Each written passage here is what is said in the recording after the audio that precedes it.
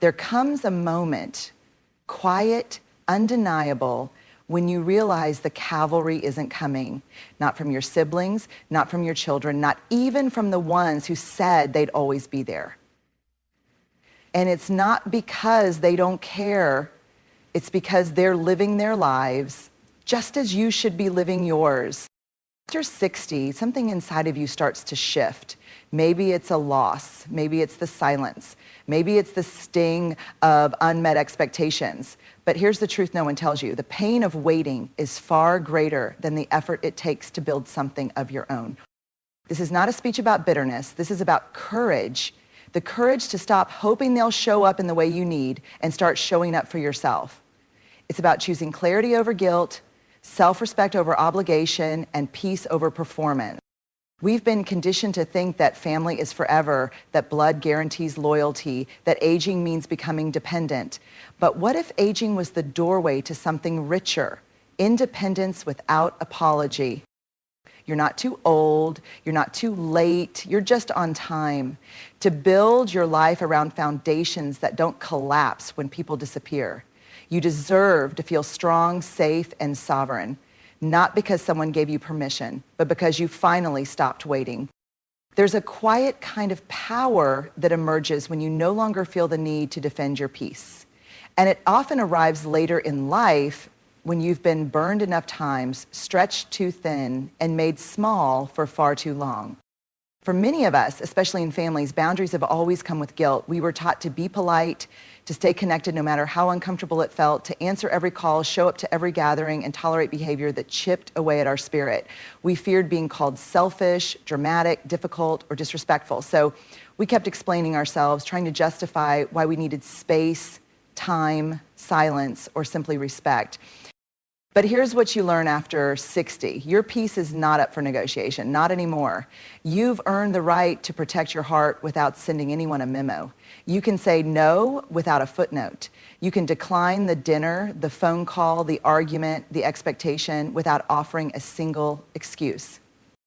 You are not required to stay emotionally available to people who constantly dismiss your boundaries and call it love. You're not required to entertain guilt trips disguised as tradition, and you are absolutely not required to let family, biological or chosen, treat your presence as something they're entitled to rather than something that is earned. A real boundary isn't about controlling someone else's behavior, it's about protecting your own energy. And you don't need to shout, argue, or convince anyone. A boundary can be as simple as not replying, as calm as not showing up, as quiet as removing access without drama.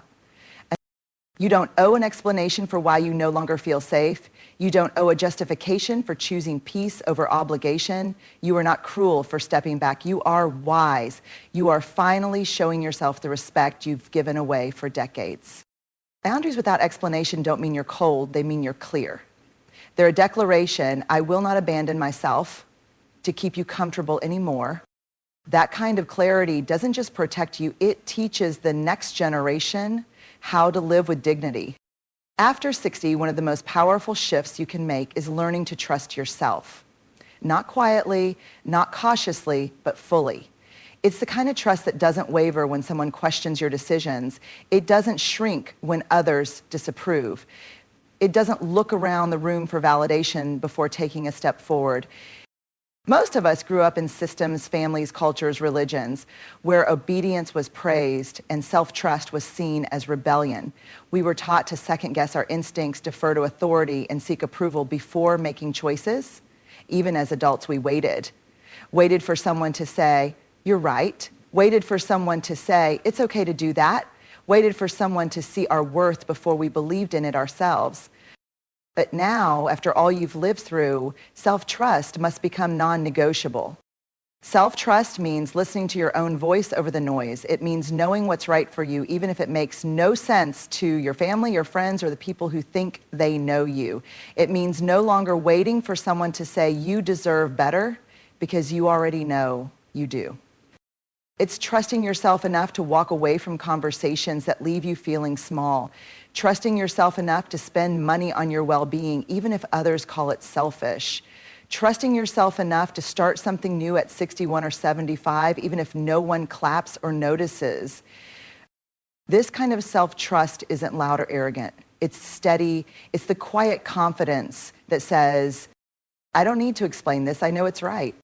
I don't need anyone's blessing. I already gave myself permission. I've spent enough years asking, pleasing, waiting. I choose me now. And when that inner voice begins to grow louder than the doubt around you, you'll realize you were never too late. You were just waiting for your own courage to arrive.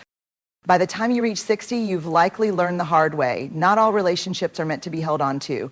Some connections, no matter how long they've been in your life or how deep the bloodline, do more damage than good. And the greatest gift you can give yourself in this season is discernment. The wisdom to know who feeds your soul and who quietly starves it. This isn't about bitterness. It's about self-respect. It's about finally admitting what you felt for years. Some relationships leave you emotionally exhausted, mentally second-guessing, and spiritually empty. You hang up the phone drained. You leave the gathering feeling invisible. You show up out of obligation, not desire. That is not love. That is not connection. That is emotional erosion, and it has no place in your life moving forward. So relationships that nourish don't demand explanations for your growth. They celebrate it. They don't make you feel guilty for having boundaries. They respect them. They don't weaponize your vulnerabilities. They hold them with care. These are the people who see you not just out of duty, but because they genuinely want to. And nourishing relationships don't have to be many. After 60, it's not about having a large circle. It's about having a few genuine souls who meet you in truth, not in performance. Friends who ask how you really are. Companions who don't drain you with drama, competition, or judgment, but who bring ease, laughter, stillness, and sincerity. Sometimes those people aren't family, and that's okay. Sometimes they're new, and that's beautiful. You're allowed to outgrow the people who once felt safe. You're allowed to open your heart to strangers who become soul family. You're allowed to rebuild your circle based not on shared history, but on shared healing. This is your time to release the people who only show up when they need something. The ones who treat your kindness like currency, your time like a transaction, your love like a burden. You are not a lifeline for those who refuse to swim. You are not a vessel for other people's emotional debts. You are here to give and receive, not just give until you break. So ask yourself, does this connection bring peace or pressure? Do I feel heard or just tolerated? Am I shrinking to fit this relationship or expanding to meet it? Your answers will tell you everything. Let the rest go, not with rage, but with reverence. You are allowed to love people from afar. You are allowed to honor your heart. And you are allowed to create a life surrounded by energy that heals, not harms. You deserve relationships that nourish you deeply, not ones that cost you your peace to maintain. There's something powerful about reaching an age where you stop spending your energy and your money to be liked, needed, or approved of. Financial clarity, especially after 60, is not just about numbers. It's about boundaries, priorities, and freedom. It's about saying, I am no longer the emotional or financial safety net for everyone else's chaos. For too long, many people, especially in families, have treated your financial generosity like an obligation, not a gift. You've bailed out adult children who refuse to grow up. You've said yes to things that drained you, not because you wanted to, but because you didn't want to be seen as selfish. You've poured from your savings, your retirement, your emotional reserves, hoping it would buy connection, gratitude, or peace. But here's the truth. Financial peace cannot coexist with guilt-based spending, and love should never require a receipt. After 60, your money should start working for you, for your stability, for your rest, for your joy, for your future. You've earned it through years of sacrifice, labor, endurance, and giving. And now it's time for your finances to reflect your values, not your guilt. Financial clarity means asking bold questions without shame. Can I afford this without compromising my well-being? Am I giving out of love or out of pressure? Do I feel peace after this financial decision, or do I feel resentment and fear? You are not required to underwrite someone else's irresponsibility, no matter how close they are to you, especially if that generosity robs you of your own security. This is not about becoming cold. It's about becoming conscious. And it's not just about giving, it's about spending too. After 60, financial clarity invites you to spend with joy, not apology. Take that trip, buy yourself comfort, invest in your health, take that class. Clarity is not selfishness, it's self-respect. And above all, you deserve to feel secure, supported, and sovereign without buying your worth or proving your loyalty through your wallet. When we think of leaving a legacy, we often think of material things, property, heirlooms, money, or a family name. But what if the most powerful legacy you could leave isn't something that can be held in the hand, but something that frees the heart? Emotional freedom after 60 is not just a personal victory, it's a generational gift. For decades, many of us lived under emotional weight that wasn't ours. We carried shame we didn't earn. We stayed silent to keep the peace. We tolerated mistreatment because we didn't want to rock the boat. We performed for love, earned our worth through sacrifice, and wore guilt like a second skin. But eventually you reach a point where the cost of emotional confinement becomes too high, where your spirit whispers, it's time to stop surviving and start living. And that's what emotional freedom is. It's no longer betraying your truth to keep others comfortable. It's no longer managing everyone's reactions just to avoid conflict. It's no longer shrinking, softening, or silencing who you are to fit inside someone else's idea of you. Emotional freedom means you say what needs to be said even if your voice shakes. It means you choose peace over performance. It means you make space for joy without apology, regret, or needing it to be earned. And the beauty of choosing this freedom now, after 60, is that it gives others permission to do the same. It says to the younger generations watching, you don't have to wait your whole life to feel this free. You can speak up, say no, walk away, take space without guilt.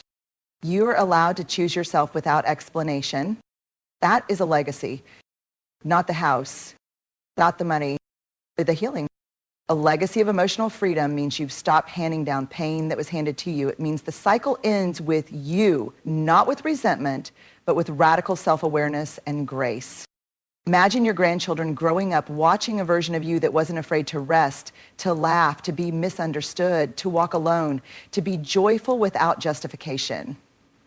Imagine them learning from your life that freedom isn't a reward for pleasing others. It's a right you claim when you finally believe you are enough. After 60, you don't need to prove your worth. You need to live it. And that is how you leave a mark that doesn't fade, a legacy of emotional liberation, born not from perfection, but from the decision to stop waiting for others to change and to instead free yourself. One of the most beautiful transformations after 60 is this. You stop chasing applause and start following alignment. For so long, many of us lived in service to external validation. We worked hard to be good parents, good partners, good siblings, good children, hoping someone would notice, hoping someone would say, you did a good job. We wore ourselves out giving, fixing, proving, waiting for recognition that often never came, or when it did, felt hollow and late. All the work that we did, but something shifts with age, and with that shift comes freedom. The freedom to ask, what would I do if no one clapped? What would I create or say or pursue if I didn't need anyone to be impressed? That's where true purpose begins, not in being seen, but in being true. Purpose after 60 isn't about chasing significance, it's about meaning. Deep soul-level meaning that fills you, whether or not anyone ever knows about it. It might be found in tending a garden, volunteering quietly, mentoring someone who never had guidance, painting for no one but yourself, or writing the story you wish someone had written for you. The beauty of purpose in this stage of life is that it's finally for you. Not to win a parent's approval, not to impress a child, not to prove your worth, but because you are still here. And that means your life still has rhythm, voice, color, value. And sometimes your purpose is quiet. It doesn't need a platform. It doesn't have an audience, but it heals you, softens you, awakens you. You no longer need a social media post to validate your wisdom. You don't need anyone to label your contributions as inspiring. You are not a brand. You are not a role. You are a whole human being worthy of purpose simply because you exist. And when your purpose is not dependent on praise, you become unshakable, because whether people acknowledge you or not, you know who you are, you know your heart, you know what you're here to give, and you give it freely. That is the deepest kind of purpose, the kind that nourishes you first, the kind that creates ripples without needing recognition, the kind that keeps growing long after applause fades. You are not too old to create something beautiful. You are not too late to matter. And you certainly do not need permission to start walking in your purpose, quietly, boldly, peacefully. Let them wonder what drives you. Let them misunderstand. Let them overlook you. Your joy is not up for debate. Your purpose doesn't need a podium. It just needs you showing up day by day for what sets your soul alight. You spent decades being everything for everyone, holding it all together, showing up even when you were tired, loving people who didn't always love you back the way you needed. You waited for the phone call. You waited for the appreciation. You waited for someone in your family to finally see you, understand you, care for you the way you cared for them. But at some point, around 60, maybe a little before or after, you realize waiting is a trap that keeps you from living. This next chapter isn't about blame. It's not about cutting people off in anger. It's about releasing expectations that have been quietly wounding you for years. It's about redirecting the love, attention, and energy you've poured outward and finally pouring it inward where it has always belonged. You're not giving up on family. You're giving up on the fantasy that your healing will come from people who haven't done their own. You're stepping into a new kind of strength, one that doesn't need to be rescued, validated, or pitied. You are building a life on foundations that cannot be shaken. A self-trust that doesn't wait for approval. Boundaries that require no explanation. Relationships that feed your soul. Money that serves your peace. Purpose that doesn't beg for praise. And a legacy of emotional freedom that breaks generational chains. You are not too old to begin again. In fact, this might be the first time you're building for you. So stop waiting, start choosing. Not because your family failed you, but because you finally refuse to fail yourself. This is your time, not to prove anything, not to fix everything, but to live fully, freely, and on your terms.